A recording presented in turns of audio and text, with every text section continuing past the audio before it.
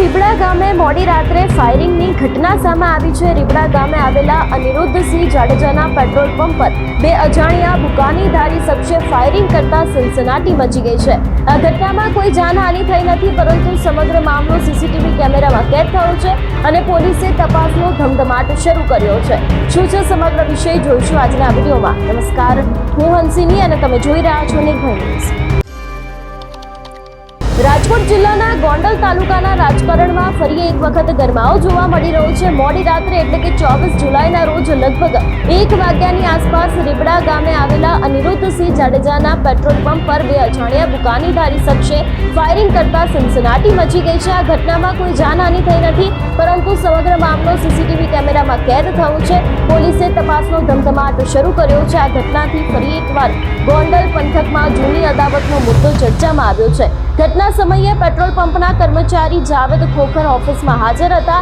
તેમના જણાવ્યા અનુસાર તેઓ ઓફિસમાં બેઠા હતા ત્યારે અચાનક ફાયરિંગનો અવાજ આવ્યો હતો ને ગોળી ઓફિસના કાચને તોડીને અંદર રહેલા મંદિરના લાકડાના ભાગે વાગી હતી। જાવેદભાઈ ગભરાઈને બહાર દોડી આવ્યા હતા તો તેમણે બાઇક ઉપર આવેલા બે શખ્સોને જોયા।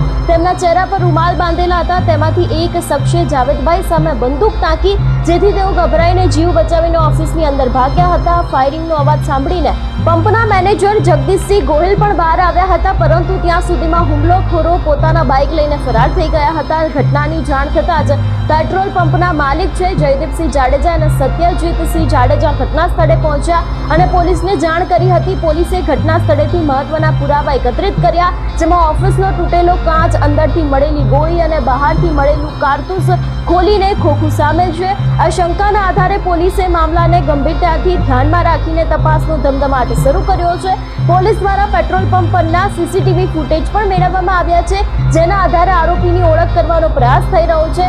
રાજકોટ જિલ્લાના ગોંડલ તાલુકાના રાજકારણમાં ફરી એક વખત ગરમાવો જોવા મળ્યો છે, કારણ કે જે પ્રમાણે મોડી રાત્રે એટલે કે 24 જુલાઈના રોજ જે લગભગ 1 વાગ્યાની આસપાસ રીબડા ગામે આવેલા અનિરુદ્ધસિંહ જાડેજાના પેટ્રોલ પંપ પર બે અજાણ્યા શખ્સો દ્વારા જે ફાયરિંગ કરતા સનસનાટી મચી ગઈ છે ને જે પ્રમાણે ક્યાંક ફરિયાદ નોંધાઈ છે ને મળતી માહિતી મળી રહી છે એ મુજબ જે ફરિયાદી છે તેમને પણ ક્યાંક આજે ફાયરિંગ કર્યું છે તે લોકો જયરાજસિંહ જાડેજાના માણસો હોઈ શકે છે તેવી આશંકા પણ વ્યક્ત કરી છે। એટલે ખાસ કરીને આ ઘટનાની અંદર કોઈ પણ જાનહાનિ થઈ નથી, પરંતુ સમગ્ર મામલો છે તે સીસીટીવી કેમેરામાં કેદ થઈ ગયો છે। પોલીસે તપાસનો ધમધમાટ છે તે શરૂ કરી દીધો છે। આ ઘટનાથી ફરી એક વખત ગોંડલ છે તે ક્યાંક ચર્ચામાં આવ્યું છે અને ઘટના સમયે પેટ્રોલ પંપના કર્મચારી છે તે ઓફિસમાં હાજર હતા અને તેમને પણ ક્યાંક આ ઘટના છે તે નજરે જોઈ હતી। એટલે હવે આગામી સમયમાં જોવાનું રહેશે કે આજે સમગ્ર ઘટના સામે આવી છે એની અંદર કયા નવા મોટા ખુલાસા થાય છે। તમારું શું માનવું છે આ વિષયને લઈને અમને કમેન્ટ કરીને ચોક્કસથી જણાવજો। તેની સાથે અમારી ચેનલ નિર્ભય ન્યૂઝને લાઇક, શેર અને સબસ્ક્રાઇબ કરવાનું ભૂલશો નહીં। નમસ્કાર।